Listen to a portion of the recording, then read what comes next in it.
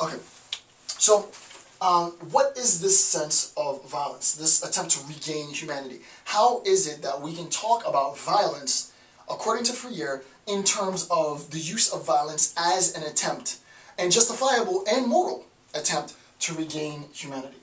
Well, in order to do so, we have to talk about the role of violence as initiating love.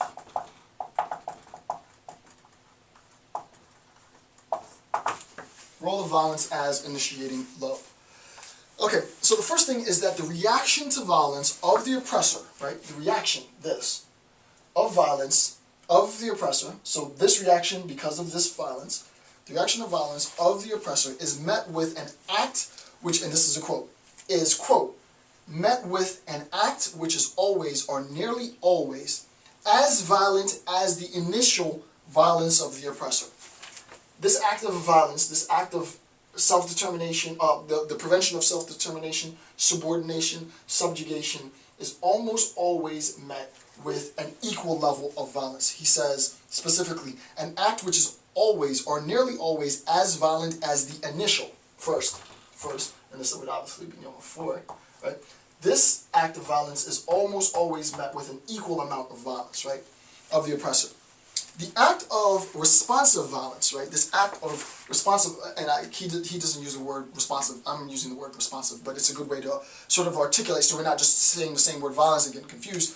I'll classify, just for the pedagogical sake, violence proper as the act of violence that the oppressor uses to hinder the self-determination of those they oppress, and responsive violence as this sort of good violence that Freire is at this point in the analysis describing, right? This acts of responsive violence as the attempt to regain humanity, right? So this act of responsive violence, however, can lead to an act of love, right? Can lead to an act of love. And the question is, how does this act of responsive violence, my term, lead to an act of love for Freire? But we have to recognize that the act of violence proper is an act to dehumanize members of a targeted population, the oppressed group, what have you. If I act in an act of violence, if the dog bites me on my hand, and insofar as I get bitten on my hand, it wakes me up from my oppressor consciousness, and I recognize, oh my goodness, look what I've done to this dog. And the dog charges out the door and frees himself. I'm left there in a state, right? The dog's off foraging by himself now. The dog has gotten his freedom from this act of responsive violence, and I'm left there as the oppressor to process what has just happened. In fairness to the oppressor, it might be the case that, wow, I actually thought I was doing good by the dog. I thought that my actions to the dog were favorable. Obviously, my actions towards the dog weren't as favorable as I thought. Maybe I shouldn't have put that dog in a cage, right? Maybe the dog was actually eating more in the wild than it was eating in my home. Wow, what just happened, right? So that what ends up happening, according to Freire, is that through this act of responsive violence, the oppressed population let the oppressors recognize their humanity and free themselves of this bondage, right? I'm freeing myself as the dog from this bondage because I know you're not going to free me. I'm going to free myself of this bondage, and once he's freed, I can look back at the scar on my arm and be like, wow, I remember what I did to that dog, and hopefully I will never do that again, right? So that we completely collapse, which hopefully is coming up soon, I think. We collapse it's coming up soon. We collapse this whole oppressor-oppressed paradigm, right? We transcend the paradigm of oppressor-oppressed. But it takes, sometimes, not all the time, an act of responsive violence, and according to Freire, this act of responsive violence can actually lead to an act of love. The person bears the wounds of the dog bite and says, you know what, though I might want to take in another dog, I'll be more careful, I'll be more cautious, I'll be more cognizant of the dog's right to self-determination before I just sort of harness the dog and bring him in and lock him in a cage, right? Maybe what I did was wrong. And then I have an act of sort of self-reflection. Okay. Violence as dehumanization. I'm not going to write that on. That's pretty simple. I've talked about that quite a bit. the violence of the oppressor dehumanizes both the oppressor and the oppressed, right? This violence of the oppressor, and I probably should have used a different color, the violence of this oppressor, it dehumanizes both groups, right? It dehumanizes the oppressed, but it also dehumanizes the oppressor. And in earlier videos, I spoke about the process of this dehumanization. Obviously, the oppressor is dehumanized because insofar as I'm robbing another individual of their humanity, yet we are both humans, I dehumanize myself. So you can think about this as a tautology, right? If A equals A, right, very simply, if A equals A, you're a human and I'm a human. But I want to classify you as, subhuman. If we're really essentially both human, and I want to classify you as subhuman through the act of dehumanization, then I classify myself as subhuman.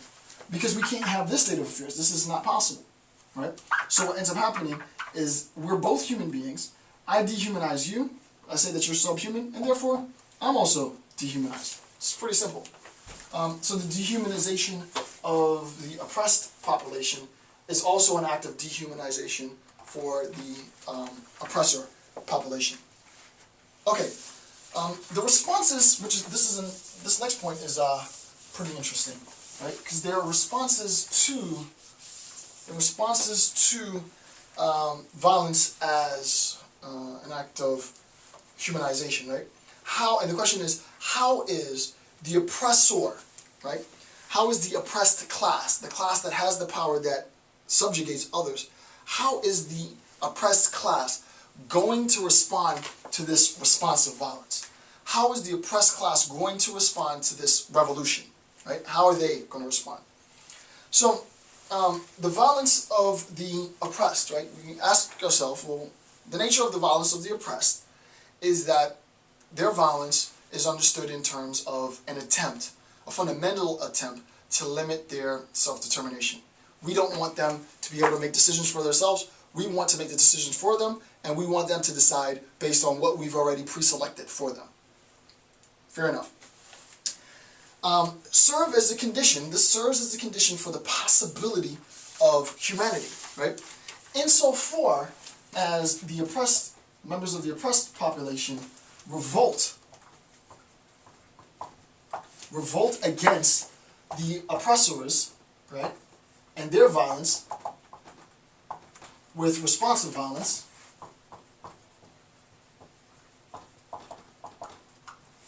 what they're doing is they're trying to re-establish the humanity that was robbed of them, right? So this is the act of dehumanization, N-T-A-T-I. And this is not a word, but hey, when you get to this level of sort of academic thought, you can just make up words, right? We can call this an act of rehumanization, right? You could say humanization, but they were already human, right? Made up word, but it's a phenomenal word, right? I've been dehumanized, I want to be rehumanized. I want to regain the humanity that was robbed of me by the oppressor class. How do I do that? By counteracting what is inherently structural violence of the oppressor class through an act of revolution, through an act of insubordination, through an act of, in an attempt to usurp the power that has been used to keep me in a box, in a cage, like the dog. Okay, the oppressor can neither liberate themselves nor the oppressed, and we've talked about that many, many times, right? The oppressor cannot liberate themselves, the oppressor cannot liberate the oppressed.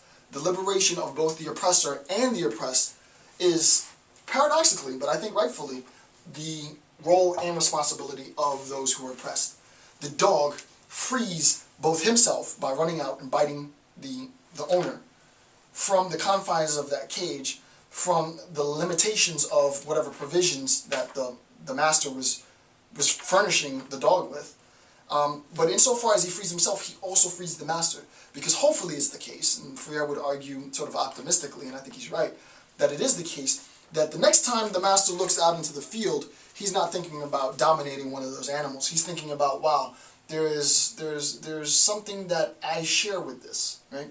This ends up becoming, I mean, you could definitely, obviously, use Freire to talk about sort of empowerment, ecology, ecological studies, recognition of sameness within nature and man, and so on and so on and so on.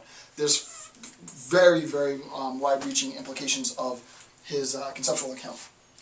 What we want to do is we want to transition beyond this idea of oppressor, oppressed class, right? If we're always submerged, to be technical, in the discourse of oppression, then it can't be the case that if the oppressed, you can't even articulate the liberation of the oppressed group if we're still talking about oppression, right? Because clearly, when oppression exists, there must be an oppressor. And when oppressors and oppressed groups exist, you really don't have an instance of liberation. So insofar as we're really talking about liberation, we dissolve the oppressor-oppressed contradiction. And that's what we're going to try and discuss. What I'm going to try and articulate is, Freire goes into far greater detail later, but he brings it up in this point in the discussion, how Freire is going to intimate, right? How he's going to suggest moving beyond what I call the OOC, right? The oppressor-oppressed contradiction.